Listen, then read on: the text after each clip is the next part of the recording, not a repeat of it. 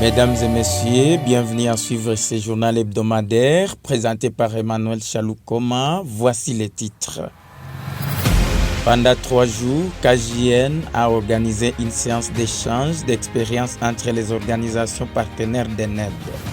Joly Kamuntu lance un appel fort à l'occasion de la journée internationale pour l'élimination des violences à l'égard des femmes.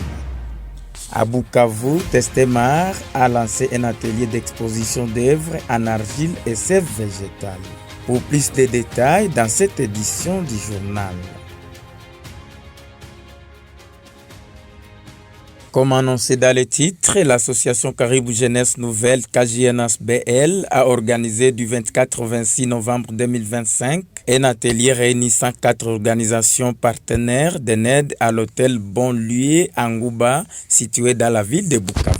Ces assises visaient à partager les expériences, les bonnes pratiques et les défis rencontrés dans la mise en œuvre des projets de promotion de la non-violence, du dialogue social et de la bonne gouvernance. Joly Kamuntu, présidente de KJN, nous explique. L'atelier vise à échanger les expériences entre nous après plusieurs années de partenariat avec la Fondation américaine pour la démocratie.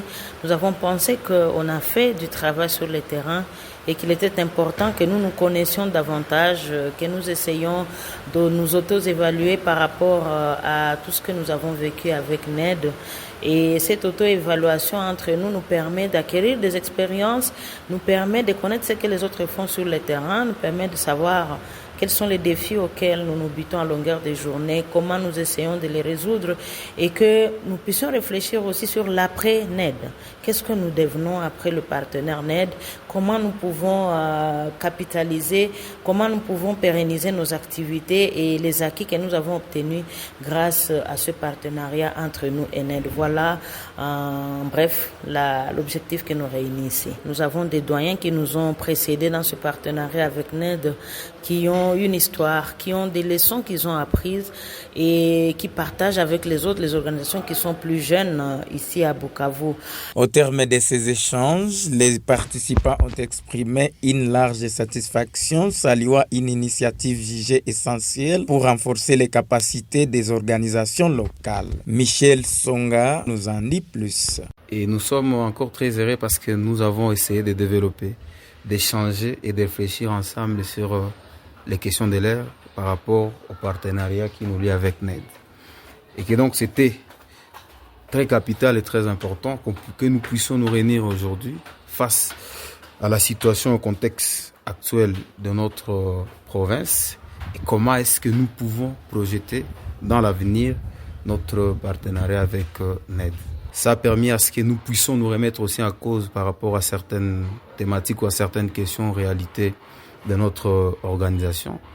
Et particulièrement, aujourd'hui, nous avons suivi l'expérience de SICACH, qui est une très très bonne expérience et une expérience innovatrice par rapport à la gestion des organisations locales, parce que nous sommes souvent exposés à la métendie. Chaque fois, nous attendons que l'extérieur fasse des choses pour nous. Et SICACH a démontré combien il était important que vous puissiez vous prendre en charge sur certaines questions par rapport à la survie de votre organisation.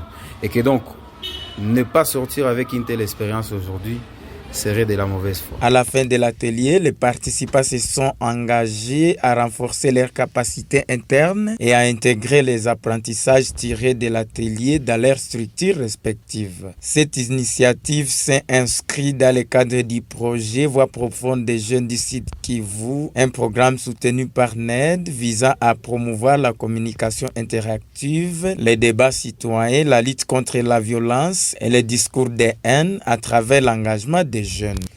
À l'occasion de la journée internationale pour l'élimination des violences à l'égard des femmes, célébrée chaque 25 novembre, l'association Caribou Jeunesse Nouvelle KJN, à travers sa présidente Madame Joly Kamuntu, a lancé un appel vibrant pour mettre fin aux violences numériques dont sont victimes les femmes et les jeunes filles. N'est-ce pas, Pax Tchanoa? Madame Kamuntu souligne que les textes de loi censés protéger les victimes ne sont pas suffisamment vulgarisés, laissant de nombreuses femmes dans l'ignorance de leurs droits. Elle alerte également sur le manque de données exploitables, un obstacle majeur qui empêche souvent la justice d'intervenir efficacement. Pourtant, note-t-elle, ces violences comprennent non seulement le harcèlement en ligne, mais aussi la diffusion non consentie des contenus, l'usurpation d'identité ou la collecte abusive des données personnelles. Nous l'écoutons. Me basons d'abord sur le thème retenu pour cette année qui est « Tous unis pour mettre fin à la violence numérique contre les femmes et les filles ». Il faut noter que la violence en ligne, qu'on appelle encore cyberviolence, a ses conséquences. Et la plupart de ces conséquences peuvent être aussi dévastatrices que celles des autres formes de violence. Alors, qu'est-ce qu'il faut faire? Nous pensons que prioritairement, on devait renforcer les actions pour protéger les femmes et les jeunes filles contre ces agissements qui vont à l'encontre de bonnes mœurs. Mais il faudra également sensibiliser et vulgariser les contenus de la loi sur la cybercriminalité dont dispose la RDC aujourd'hui. Une loi qui reste méconnue, une loi dont les prescrits ne sont pas vulgarisés, ne sont pas connus par la plupart de la population.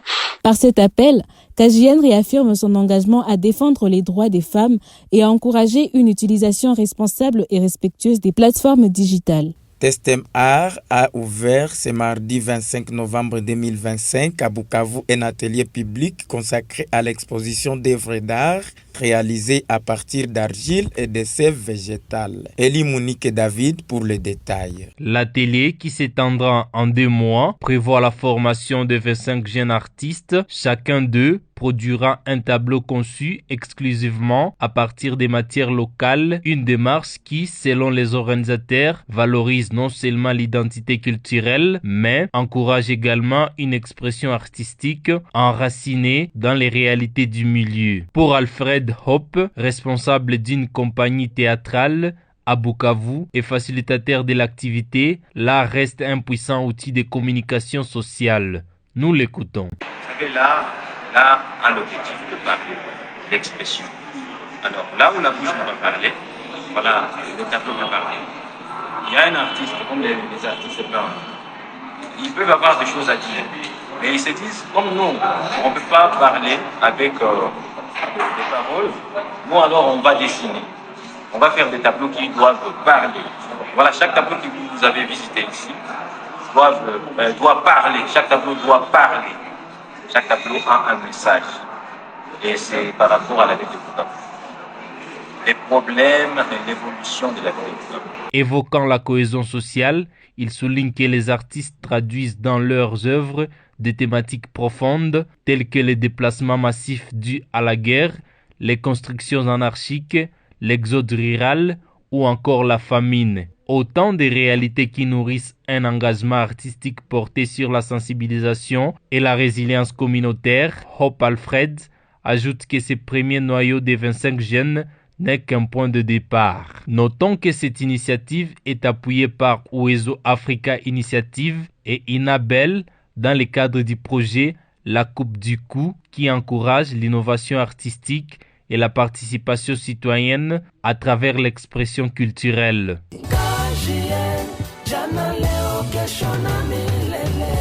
À l'occasion de la cérémonie d'ouverture des 16 jours d'activisme contre les violences basées sur les genres, l'Association des journalistes des droits humains AJDH a procédé au lancement des 16 jours d'activisme contre les violences basées sur les genres ce vendredi 28 novembre 2025 à la centrale de monitoring des médias située dans la ville de Bukavu. Pax Tchano pour les détails. Cette cérémonie a réuni les femmes et jeunes filles chevalières de la plume sous thème « Ne laisser personne de côté, mettre fin à la violence à l'égard des femmes et filles ».